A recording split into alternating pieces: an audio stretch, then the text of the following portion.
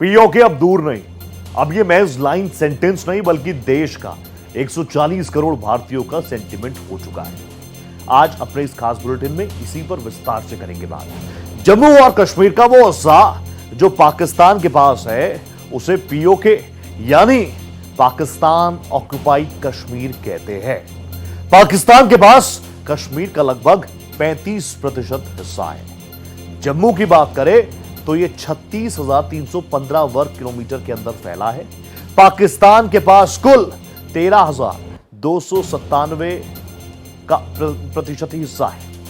इसे हम पीओके के नाम से जानते हैं। जैसा मैंने आपको बताया 13,297 वर्ग किलोमीटर का हिस्सा पाकिस्तान के पास है, जिसे हम पीओके कहते हैं। पाकिस्तान के पास जम्मू के भीमबर, कोटली, मीरपुर, पूंछ हवेली, बाग सुदांती, मुजफ्फराबाद, हटिया और हवेली जैसे इलाके। पाकिस्तान में जम्मू के इन सभी हिस्सों को आजाद कश्मीर कहा जाता है। पीओके के पास कश्मीर के दूसरे हिस्सों को गिलगिट बाल्टिस्तान के तौर पर जाना जाता है। गिलगिट बाल्टिस्तान का लगभग 72,785 वर्ग किलोमीटर का हिस्सा पाकिस्तान के पास है और जम्मू कश्मीर का उत्तर पश्चिमी भाग है। 1947 से पहले एक काफी बड़ी कश्मीर की रियासत हुआ करती थी। भारत के किसी भी राज्य से बड़ी भारत में विलय से पहले स्वर्ग माने जाने वाले इस राज्य पर पाकिस्तान समर्थित कबाइलियों ने हमला कर दिया। उन्होंने कश्मीर के एक हिस्से पर कब्जा कर लिया और इस पर पाकिस्तान पिछले 77 सालों से 77 ईयर्स अवैध कब्जा करके वहां से बैठा है। लेकिन इस हिस्से में रहने वाले कश्मीरियों की हालत देश नहीं दुनिया जान रही है, बहुत खराब है, बद से बदतर हालात है। रहन सहन से लेकर संपन्नता तक भारत के जम्मू कश्मीर के लोग उनसे बहुत आगे और बेहतर परिस्थितियों में नजर आते हैं। कहा जा सकता है कि 77 सालों में पाकिस्तान के कब्जे वाले इस कश्मीर की हालात दिनों दिन खराब होते जा रहे हैं। ना वहां के लोगों के पास ढंग से पैसा है, ना ही शिक्षा से लेकर हेल्थ तक सुविधा है, बिजली और पानी तरीके से मिलता नहीं है। दूसरी ओर भारत के जम्मू कश्मीर में बेहतर व्यवस्थाएं हैं, बेहतर सड़क कनेक्टिविटी है, अस्पताल हैं, कॉलेजेस हैं, स्कूल हैं, तमाम सुख सुविधाओं से लैस है भारत का जम्मू कश्मीर। अगर कोई भी दुनिया में कोई भी इन दोनों कश्मीर के बारे में जाकर देखे या उसके आंकड़ों से विकास और जीवन के बारे में जाने तो केवल यही कहेगा कि पाकिस्तान ने कश्मीर के इस सुंदर इलाके को हर तरीके से बर्बाद करके रख दिया है, चौपट करके रख दिया है और यहां के लोगों की जिंदगी को भी बहुत मुश्किल बना दिया है। शिक्षा की गुणवत्ता और बुनियादी ढांचा पीओके में सामान्य से भी गया गुजरा है, तो जम्मू कश्मीर में शिक्षा प्रणाली अधिक व्यवस्थित नजर आती है। केंद्र सरकार की नीतियां शिक्षा के क्षेत्र में इन्वेस्टमेंट को दिन ब दिन बढ़ा रही हैं।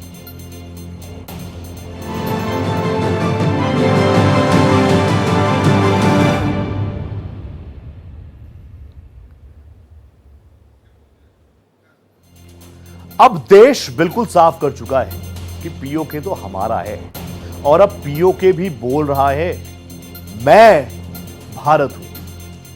यह मैं क्यों कह रहा हूं आपको बेहतरीन तरीके से समझाता हूं।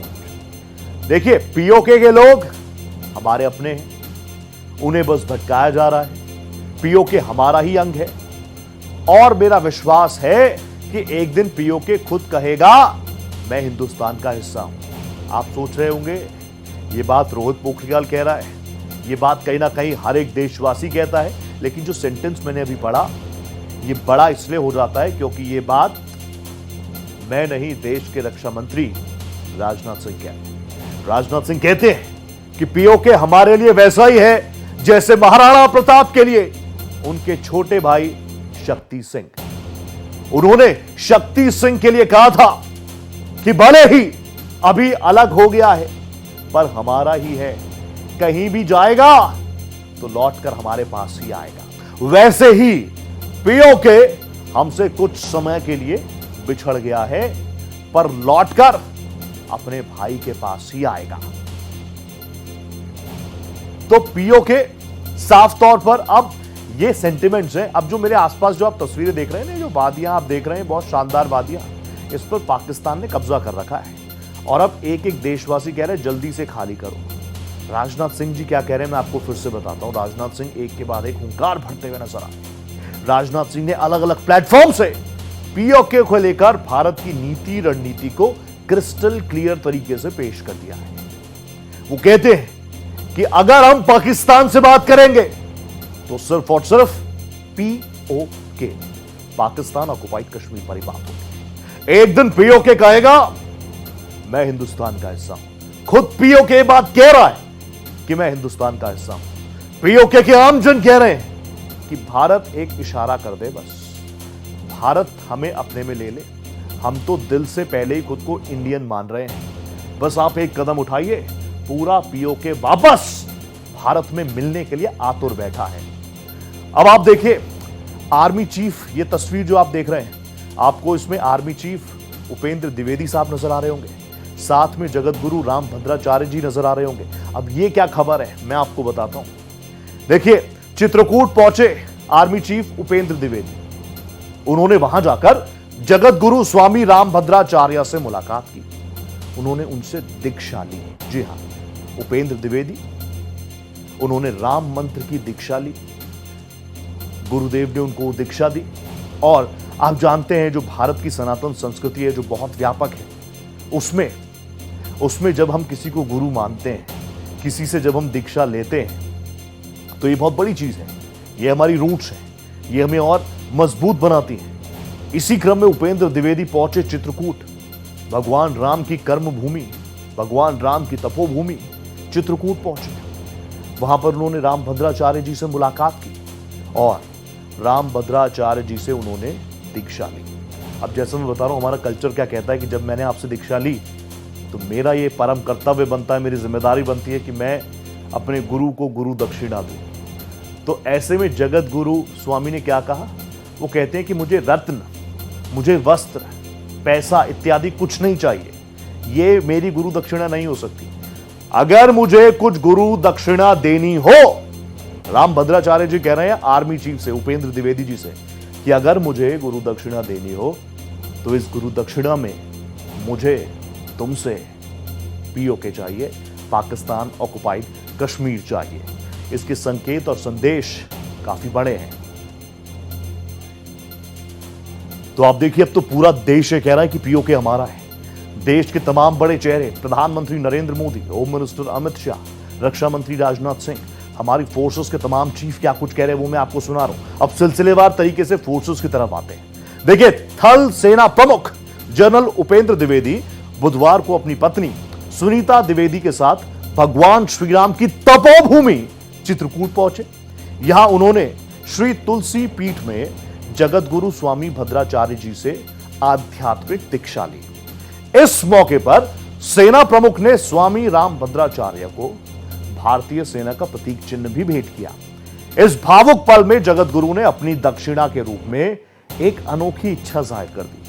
उन्होंने कहा कि मेरी दक्षिणा यही है कि मैं पाकिस्तान अधिकृत जम्मू कश्मीर यानी पीओके को भारत का हिस्सा बनते देखूं, और वो भी आप ही के कार्यकाल में, जनरल द्विवेदी के कार्यकाल में। उन्होंने यह भी कहा कि भगवान कामतानाथ कृपा करे कि देश की यह कामना जल्द पूरी हो।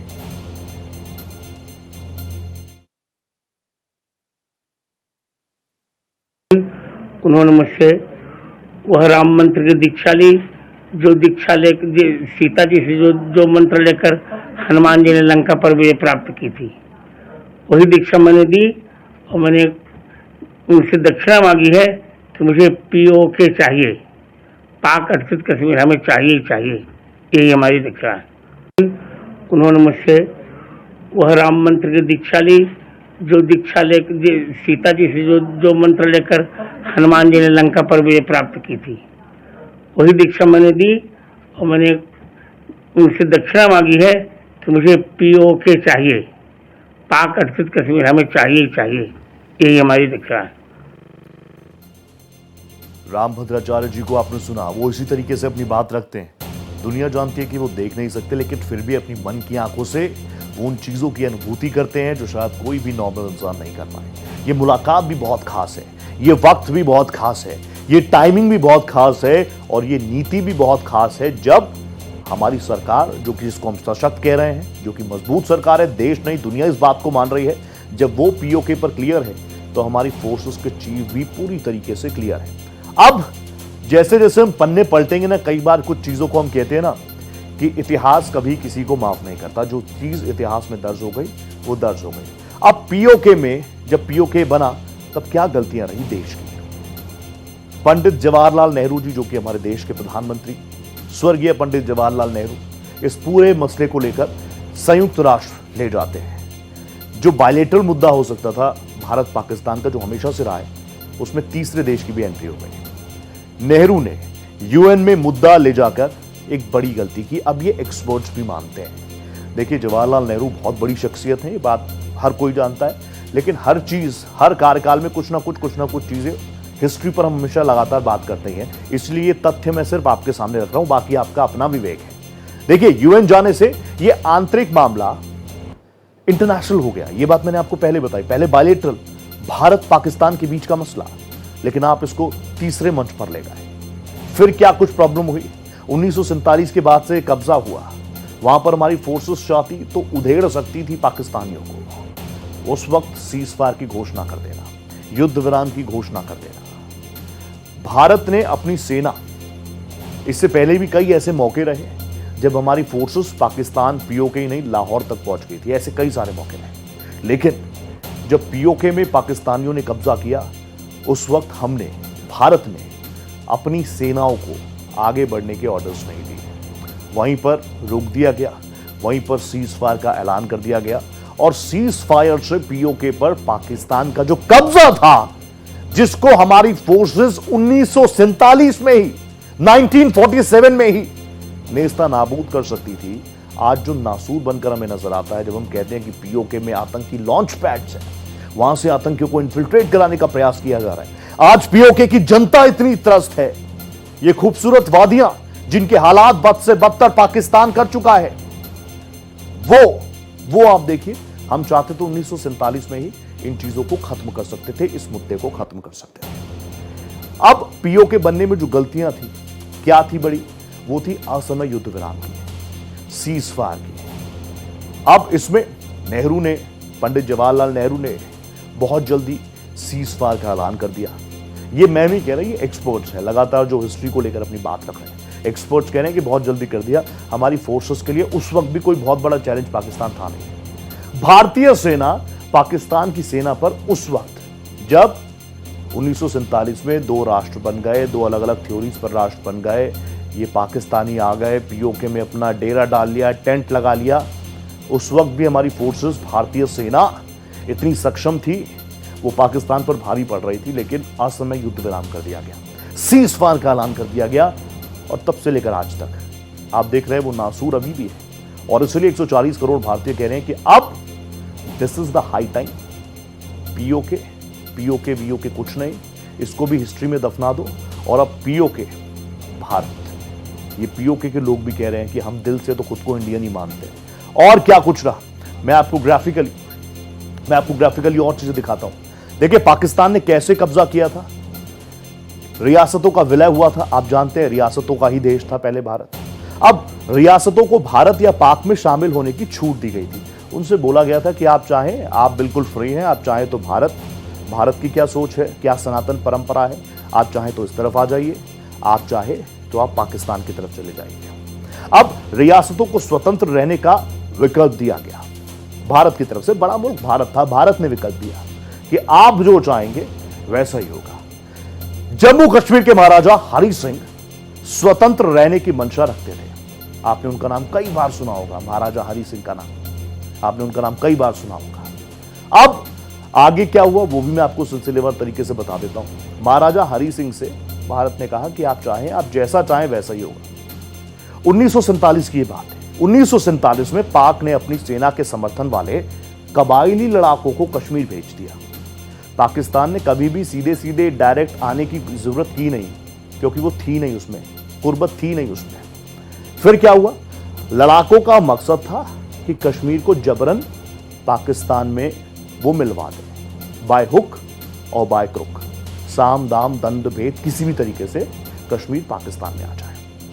अब कबालियों ने कश्मीर के कई हिस्सों पर कब्जा कर लिया था। ये मैं आपको 1947 की बात बता रहा हूं, क्योंकि बार बार आप, मैं, हम लोग यूथ हैं, हम लोग पीओके कर रहे हैं। ये प्रॉब्लम कहां से आई वो मैं आपको बता रहा हूं आज। अब देखिए, पाक के जो कबायली लड़ाके थे जिनको कहा कि आप यहां पर जाइए, इनको कब्जा में लीजिए और इसको पाकिस्तान, इस रियासत को पाकिस्तान में लाइए।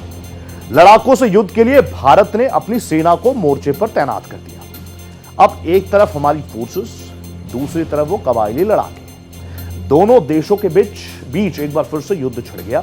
और इसलिए मैं कह रहा हूं कि उन कबायलों को भगा कर, दौड़ा कर हमारी फोर्सेस, हमारी आर्मी उस वक्त भी 1947 में भी भगा सकती थी।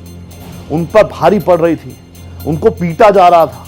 पीओके में घुस कर हमारी फोर्सेस मार रही थी। जहां पर यह संघर्ष हो रहा था वहां पर भारतीय सेना के सामने कबायले कहीं टिक ही नहीं रहे थे।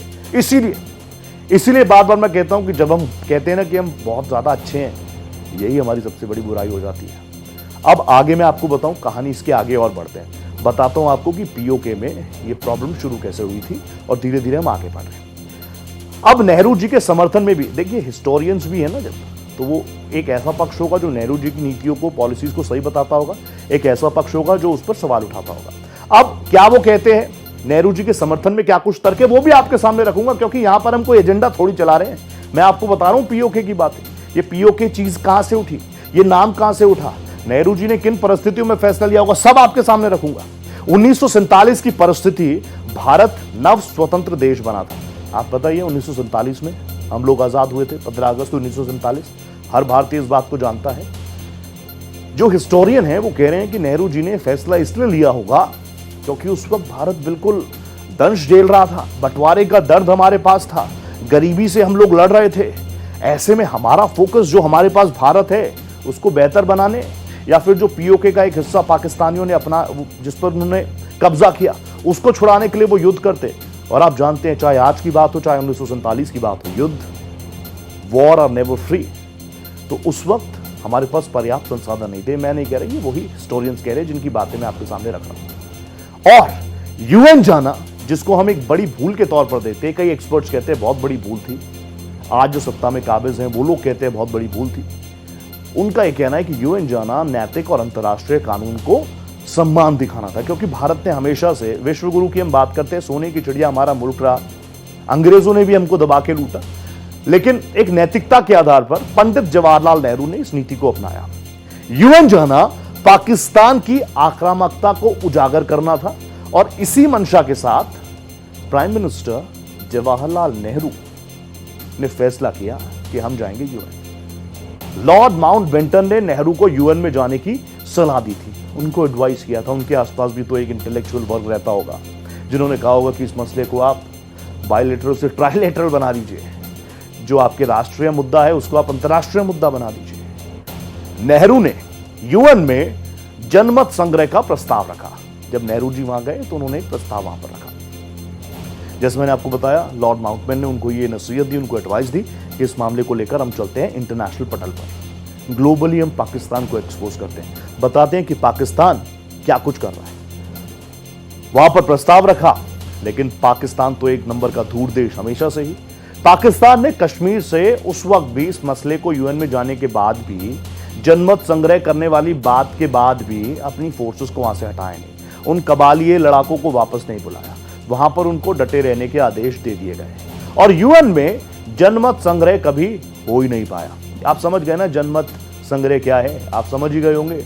बार बार जनता की राय शुमारी, इंटरनेशनल देशों की राय शुमारी, ये कश्मीर पर किसका हिस्सा होगा, इसको लेकर वोट, पर ऐसा कुछ हो नहीं पाया, और इसीलिए इसको बार बार एक बड़ी गलती के तौर पर भी देखा गया। अब आज आ जाते हैं 1947 से 2025 आ गया ना, आज आ जाते हैं।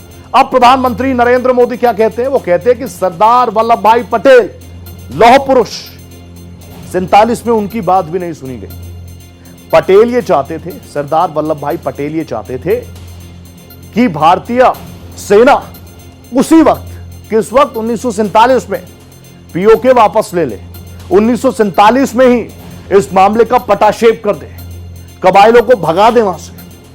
प्रधानमंत्री कहते हैं कि अगर लौह पुरुष सरदार वल्लभ भाई पटेल की बात उस वक्त मान ली गई होती तो आज ऐसे हालात ही नहीं होते। वो कह रहे हैं कि ये प्रॉब्लम कहां से शुरू हुई वो आप देखिए। उस वक्त भी अलग अलग लोग थे, इंटेलेक्चुअल्स थे, अलग अलग लोग थे, आला कमान ने नई बात मानी। वो कहते हैं, प्रधानमंत्री कहते हैं कि पटेल के कहने पर भी सेना को पीओके में घुसने के आदेश नहीं दिए गए। सेना सक्षम थी, लेकिन सरकार, तत्कालीन सरकार ने यह फैसला नहीं दिया। अगर मुजाहिदीन मार गिराए होते, वो कबाइले मार गिराए होते, तो 75 सालों से आतंकवादी हमले भारत सह न रहा होता। सुनिए सरदार पटेल को लेकर प्राइम मिनिस्टर नरेंद्र मोदी ने क्या कुछ कहा था। लेकिन अभी मैं, क्योंकि आपको सिलसिलेवार तरीके से तमाम चीजें सिखा रहा हूं, बता रहा हूं, पीओके प्रॉब्लम जिसको आज हम देख रहे हैं, जिसको दो देशों के बायलैटरल टॉक्स को ट्राइलेटरल कर दिया गया, ग्लोबली इस मामले को लिया गया। और जैसा मैंने आपको बताया, सरदार पटेल का नाम लेकर प्रधानमंत्री ने किस तरीके से उस वक्त की तत्कालीन सरकार को ललकारा था। बार बार जब मैं कहता हूं पीओके पीओके पीओके, तो हम सबके जहन में सवाल आता है कि क्या हम लोग इतने सक्षम नहीं थे कि एक पाकिस्तान जैसा चोर मुल्क आ गया, उसने हमारे हिस्से के पाकिस्तान को जबरदस्ती कब्जा लिया और हम कुछ कर नहीं पाए। मैं उम्मीद करता हूं कि मेरे इस आज के बुलेटिन में जो तफसील से मैंने अपडेट्स आपको दिए, जो आंकड़े आपके सामने रखे, वो आपने सुने होंगे, देखे होंगे और चीजों को आसान तरीके से आप समझ पाए होंगे। जैसा मैंने ब्रेक पर जाने से पहले आपसे वादा किया था कि सरदार वल्लभ भाई पटेल को लेकर प्राइम मिनिस्टर नरेंद्र मोदी ने एक के बाद एक, और महज एक बार नहीं कई बार, तत्कालीन सरकार कर 47 में जो सरकार थी, पंडित जवाहरलाल नेहरू, कांग्रेस के फैसले, उनको लेकर जिस तरीके से वार किया, सरदार पटेल का जिक्र किया, लौह पुरुष का जिक्र किया, वो सुनिए जरा एक बार। 1947 में जब मां भारती के टुकड़े हुए,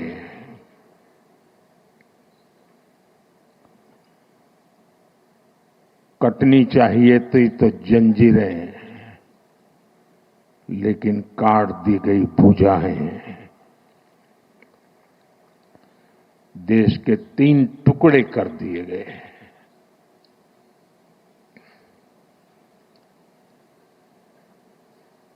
और उसी रात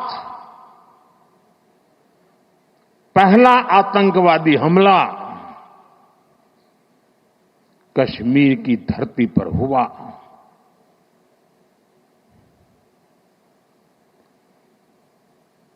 मां भारती का एक हिस्सा आतंकवादियों के बलबूते पर, मुजाहिदों के नाम पर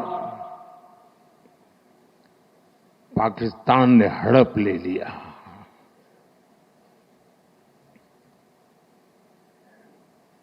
अगर उसी दिन इन मुजाहिदों को मौत के घाट उतार दिया गया होता,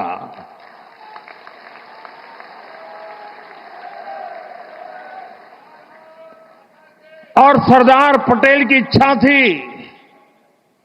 कि पीओके वापस नहीं आता है तब तक सेना रुकनी नहीं चाहिए, लेकिन सरदार साहब की बात मानी नहीं गई और